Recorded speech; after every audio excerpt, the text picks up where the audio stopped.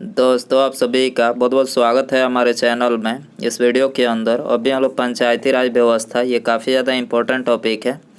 इससे रिलेटेड जो important 40 question इस वीडियो में देखने वाले हैं, तो आप इस वीडियो को बहुत ध्यान से लास्ट तक देखिए। चैनल पर आए हैं तो चैनल को सब्सक्राइब कर बगल में बेल आइकन आएगा, उसे ऑन करके ऑल नोटिफिकेशन पर क्लिक कर दें।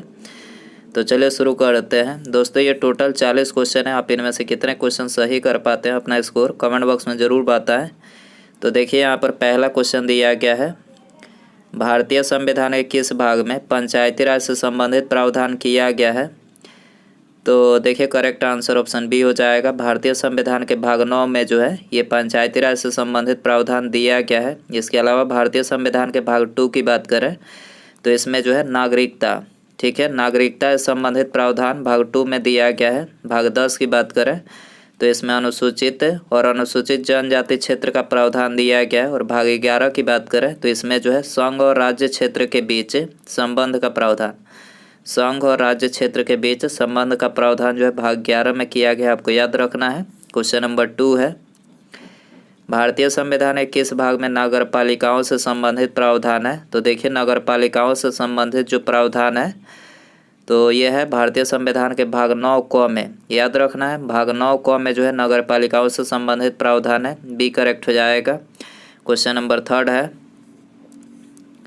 भारतीय संविधान के किस भाग में ग्राम पंचायतों की स्थापना की बात कही गई है। तो ग्राम पंचायतों की स्थापना की बात जो है ये भारतीय संविधान के भाग 4 में कही गई है। भाग 4 ऑप्शन बी यहाँ पर करेक्ट हो जाएगा। क्वेश्चन नंबर 4 है, भारतीय संविधान के निम्नलिखित अनुच्छेदों में से कौन सा अनुच्छेद राज्य सरकारों को ग्राम पंचायतों को संगठित करने का निर्देश देता है।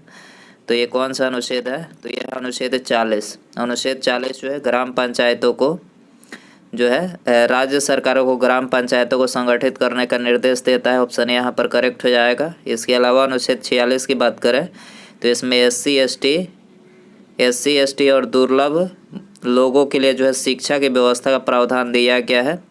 अनुच्छेद 48 की बात करें तो इसमें कृषि और पशुपालन व्यवस्था का प्रावधान है। और अनुच्छेद 19 जो है इसमें प्रेस की स्वतंत्रता का प्रावधान दिया गया है। अगला क्वेश्चन नंबर 5 है, भारतीय संविधान की 11वीं अनुसूची में निम्नलिखित में से क्या सम्मिलित है। तो 11वीं अनुसूची में जो है पंचायतों का कार्यक्रम, जो 11वीं अनुसूची है इसमें पंचायतों का कार्यक्रम सम्मिलित है, बी करेक्ट हो जाएगा। क्वेश्चन नंबर 6 है, पंचायती राज प्रणाली निम्नलिखित में से किस पर आधारित है। तो पंचायती राज प्रणाली जो है ये सत्ता के विकेंद्रीकरण पर, ठीक है, सत्ता के विकेंद्रीकरण पर आधारित है। ऑप्शन बी यहाँ पर करेक्ट हो जाएगा। क्वेश्चन नंबर 7 है, पंचायती राज निम्नलिखित में से क्या प्रदान करता है। तो पंचायती राज स्थानीय स्तर पर लोकतांत्रिक प्रशासन, याद रखना, स्थानीय स्तर पर लोकतांत्रिक प्रशासन प्रदान करता है। अगला क्वेश्चन है, पंचायती राज का प्रधान लक्ष्य कौन सा है। पंचायती राज का प्रधान लक्ष्य कौन सा है।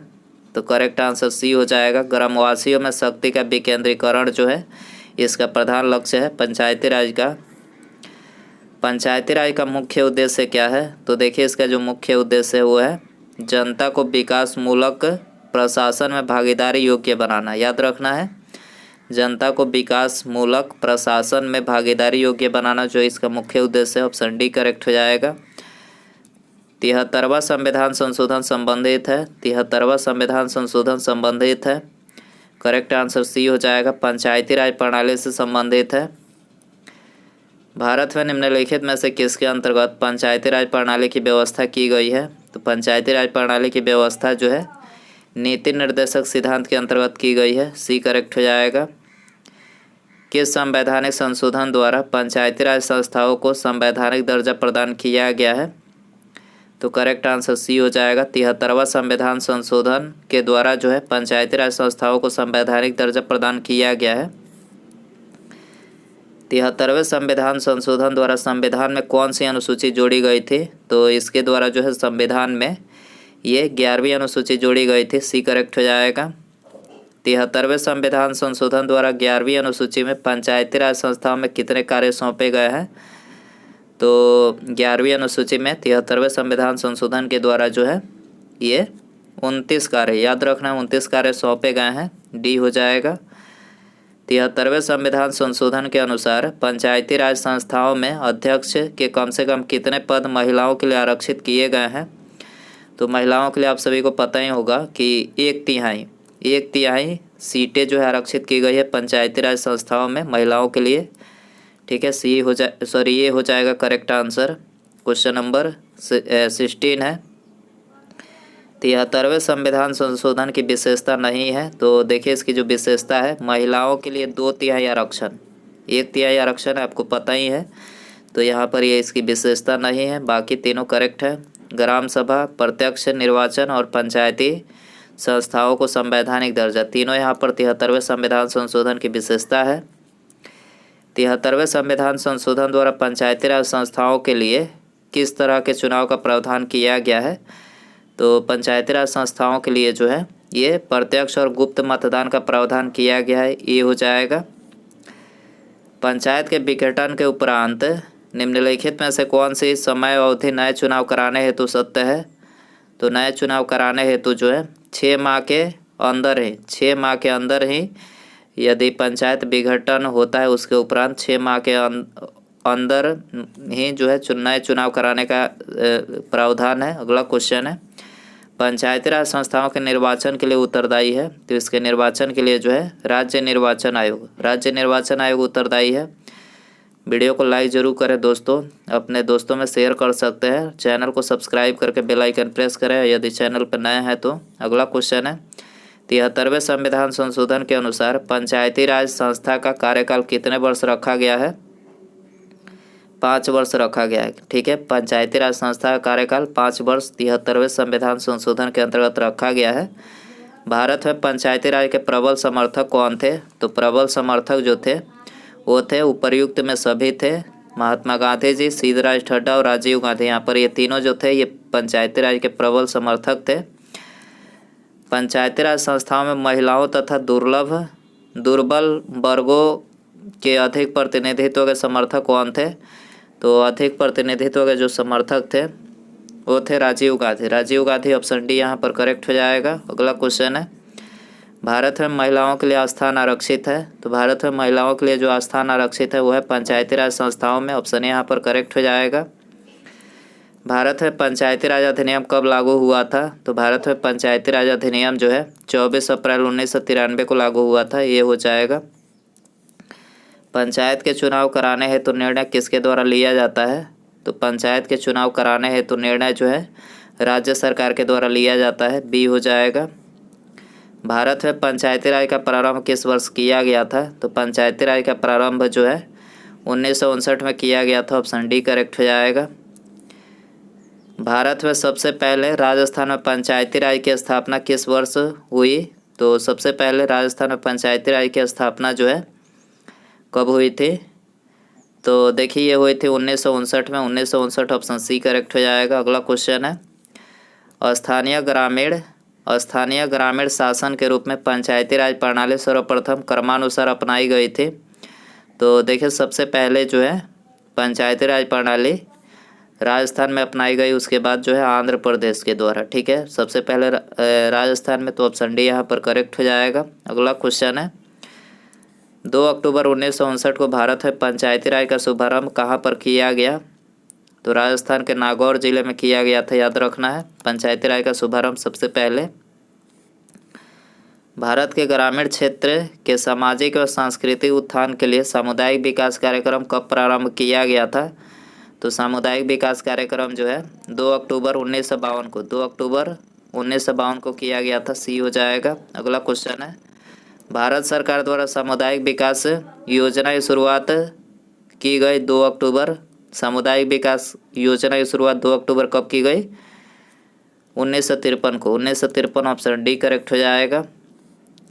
सामुदायिक विकास कार्यक्रम की असफलता का कारण क्या है? तो असफलता का कारण जो है वो है अशिक्षा ऑप्शन डी करेक्ट हो जाएगा। अगला क्वेश्चन है पंचायती राज की दृष्टि से महत्वपूर्ण प्रतिवेदन कौन सा है? तो महत्वपूर्ण जो प्रतिवेदन है वो है बलवंत राय मेहता समिति प्रतिवेदन, सी करेक्ट हो जाएगा। लोकतांत्रिक विकेंद्रीकरण का सुझाव किसने दिया था? बलवंत राय मेहता के द्वारा लोकतांत्रिक विकेंद्रीकरण का सुझाव डी हो जाएगा। अगला क्वेश्चन है लोकतांत्रिक विकेंद्रीकरण की योजना प्रस्तुत करने वाली समिति कौन सी है? लोकतांत्रिक विकेंद्रीकरण की योजना प्रस्तुत करने वाली समिति कौन सी है? तो यह है बलवंत राय मेहता समिति। बलवंत राय मेहता समिति डी हो जाएगा। अगला क्वेश्चन है, भारत में पंचायती राज के त्रिस्तरीय व्यवस्था का अनुमोदन किस समिति के द्वारा किया गया था? त्रिस्तरीय व्यवस्था का अनुमोदन किस समिति के द्वारा किया गया था? तो ये बलवंत राय मेहता समिति के द्वारा किया गया था, ये हो जाएगा। जिस समिति में लोकतांत्रिक विकेंद्रीकरण और पंचायती राज की सिफारिश की थी उसका सभापति कौन था? तो देखिए उसका सभापति था बलवंत राय मेहता। ठीक है, बलवंत राय मेहता थे, सी हो जाएगा। अगला क्वेश्चन है, पंचायती राज से संबंधित निम्नलिखित कथनों में से कौन सा कथन सत्य नहीं है? तो यहाँ पर दूसरा ही कथन जो है सत्य नहीं है। ठीक है, 73वां संशोधन 15 अगस्त 1993 को प्रभावी नहीं हुआ था। ये 24 अप्रैल 1993 को, याद रखना 24 अप्रैल 1993 को प्रभावी हुआ था। अगला क्वेश्चन है, बलवंत राय मेहता समिति प्रतिवेदन में पंचायती राज संस्थाओं को कितने स्तर पर करने का सुझाव दिया गया था? तो इसको जो है 3 स्तर करने का सुझाव दिया गया था बलवंत राय मेहता समिति प्रतिवेदन के अनुसार पंचायती राज को संस्थाओं को। उसके बाद यहाँ पर हमारा अगला क्वेश्चन है, ये आप सभी के लिए है, बलवंत राय मेहता समिति ने किसको अधिक शक्तिशाली बनाने का सुझाव दिया? ऑप्शन है आपके पास ग्राम सभा, ग्राम पंचायत, ग्राम समिति या फिर जिला परिषद। दोस्तों यदि आपको इसका आंसर पता हो तो कमेंट बॉक्स में ज़रूर बताएं और वीडियो पसंद आया हो तो प्लीज़ वीडियो को लाइक करें, अपने दोस्तों में शेयर कर सकते हैं। चैनल पर नए हैं तो चैनल को सब्सक्राइब करके बेल आइकन प्रेस करें। अपना स्कोर भी कमेंट में बता सकते हैं। ठीक है, मिलते हैं अगले वीडियो में। नमस्कार, जय हिंद, जय भारत।